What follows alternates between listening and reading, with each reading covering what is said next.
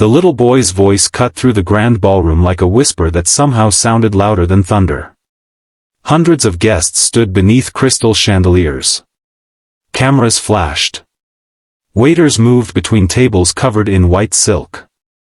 At the center of it all stood Serafina Vale, one of the most respected CEOs in the country, a woman whose name appeared in business magazines, financial news, and leadership conferences around the world. Yet in that moment, none of those titles mattered. Because a small child standing near the stage looked up at her with innocent eyes and asked a question that made her heart stop. "Why do you look like my mommy when she tries not to cry?" The room fell silent. For a second, Serafina forgot how to breathe. Before we begin this emotional story, please take a moment to like, comment, share, and subscribe to the channel Heart Kindness Stories if you believe in kindness, compassion, and second chances. Your support helps us bring more inspiring stories to people around the world. The annual charity luncheon had always been one of Serafina's favorite events. It was the one day each year when she stepped away from boardrooms and quarterly reports and focused entirely on helping families in need. At 42 years old, she had built an empire from almost nothing. Newspapers called her a visionary. Investors called her brilliant. Employees called her inspiring. But none of them knew the truth. Success had given her wealth, recognition, and influence. It had not given her peace. For years, she had carried a quiet loneliness hidden behind confident smiles and tailored suits. Every achievement seemed to create another empty space inside her rather than filling the ones already there. The applause she received at events faded quickly. The awards collected dust. The expensive penthouse felt larger and colder every year. And somewhere deep inside, there remained a wound she never allowed anyone to see. That morning had already been difficult. An old photograph had surfaced while she was cleaning a storage box before leaving for the event. The picture showed a younger version of herself standing beside her mother. Her mother's smile had been warm but tired. Strong but fragile. Hopeful but exhausted. It was the smile of someone carrying burdens she never spoke about.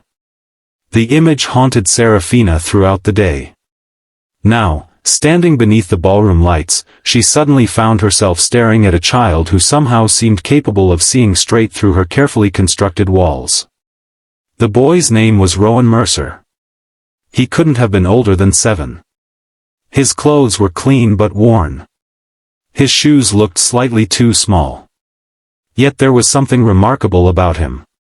His eyes held a level of awareness that seemed far beyond his years. The guests chuckled nervously, expecting someone to guide him away. Instead, Serafina stepped down from the stage. She knelt in front of him. The cameras continued flashing. But neither of them noticed. Rowan pointed gently toward her face. He explained that his mother made the same expression whenever she pretended everything was okay. Whenever she smiled even though she was hurting. Whenever she thought nobody was watching. The word struck Serafina harder than any criticism she had ever received. Because they were true. For years she had mastered the art of appearing strong. Yet this child had recognized her pain within seconds. As the audience watched, something shifted inside her. For the first time in years, she felt seen. Not as a CEO. Not as a public figure. Simply as a human being. After the event ended, most guests returned to their busy lives. But Serafina could not stop thinking about Rowan. She learned that he and his mother, Mara Mercer, were among the families supported by one of the foundation's housing assistance programs. Mara worked 2 jobs.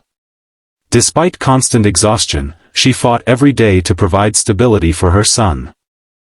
Medical bills from a previous illness had drained her savings. Rent increases had pushed her to the edge. Yet she never stopped trying. That evening, instead of attending a scheduled executive dinner, Serafina drove across town. The city skyline faded behind her. Luxury apartments gave way to aging buildings and crowded streets. She eventually arrived at a modest neighborhood where many families struggled to make ends meet. From her car, she saw Rowan sitting on a small apartment stoop reading a library book. A single porch light illuminated the page. Inside the apartment, Mara prepared dinner. The scene was ordinary. Yet it carried a warmth that felt almost foreign to Serafina. For several minutes she simply watched. Not out of curiosity. Out of longing. Because despite all her success, she realized she envied something she could never buy. Connection. The following weeks brought unexpected changes. Serafina began visiting community programs funded by her company. Instead of sending representatives, she went herself. She listened to stories. She met parents struggling to keep food on the table. She met children dreaming of futures bigger than their circumstances. And again, she encountered the same thing. People carrying invisible pain.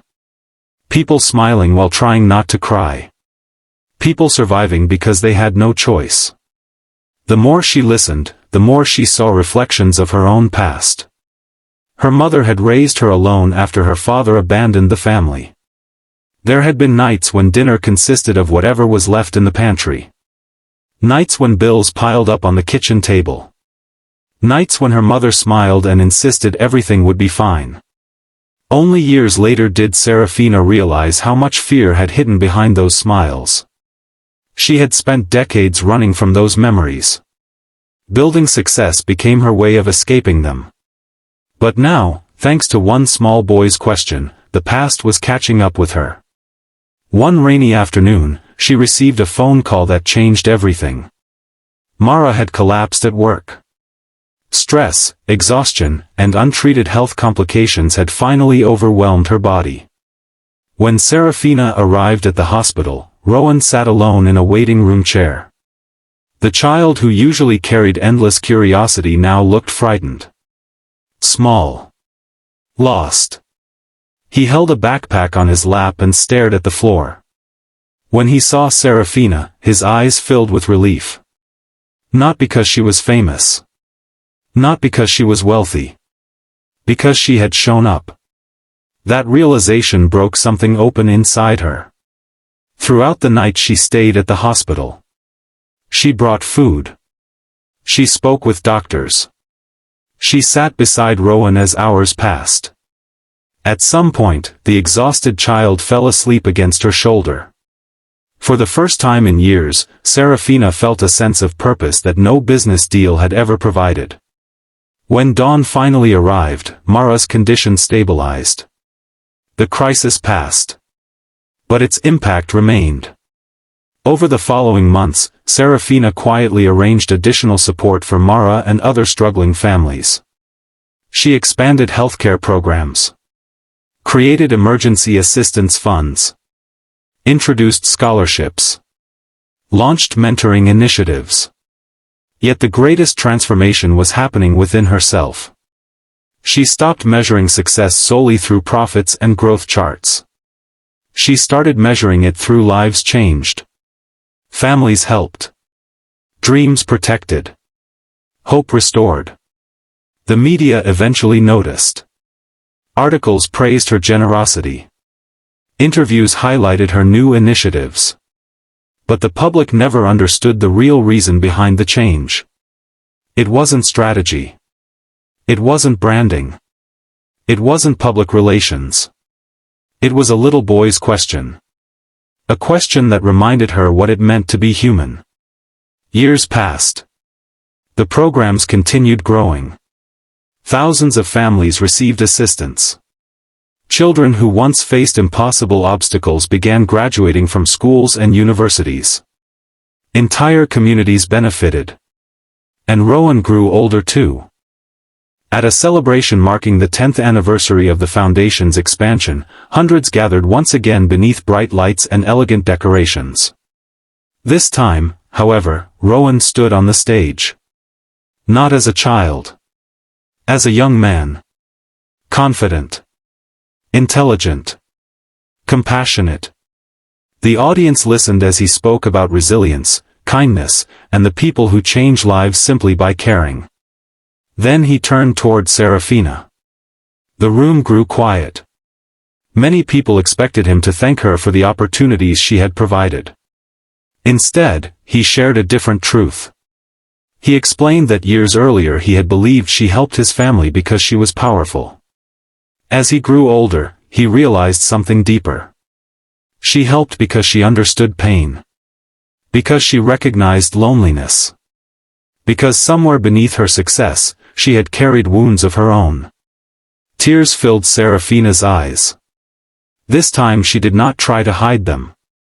For decades she had spent her life pretending strength meant never breaking. Pretending leadership meant never showing vulnerability. Pretending success meant never needing anyone. Now she finally understood. Real strength was allowing others to see your humanity. Real leadership was lifting people when they struggled. Real success was leaving lives better than you found them. Before the story ends, we have a special request. Please comment, "Kindness changes lives," if you believe one act of compassion can transform someone's future forever. As the audience rose for a standing ovation, Serafina looked around the room. She saw families who had rebuilt their lives. Students pursuing dreams. Parents smiling with relief. Children filled with hope. And among them stood Rowan and Mara. Healthy. Happy. Together. For a brief moment, she thought about her own mother. The woman who had smiled through hardship. The woman who tried not to cry. The woman whose sacrifices made everything possible. And somehow, through helping others, Serafina felt closer to her than ever before. The wound she had carried for so many years had not disappeared. But it had transformed into something beautiful. A source of empathy. A reason to care. A reminder that every person is fighting battles we cannot see. If this story touched your heart, please like, share, comment, and subscribe to Heart Kindness Stories. Your engagement helps spread messages of hope, compassion, and humanity to people who may need them today. Because sometimes the most powerful changes in life do not begin with a speech, a fortune, or a grand achievement. Sometimes they begin with a simple question from a child. A question honest enough to reveal the truth. And a heart brave enough to listen.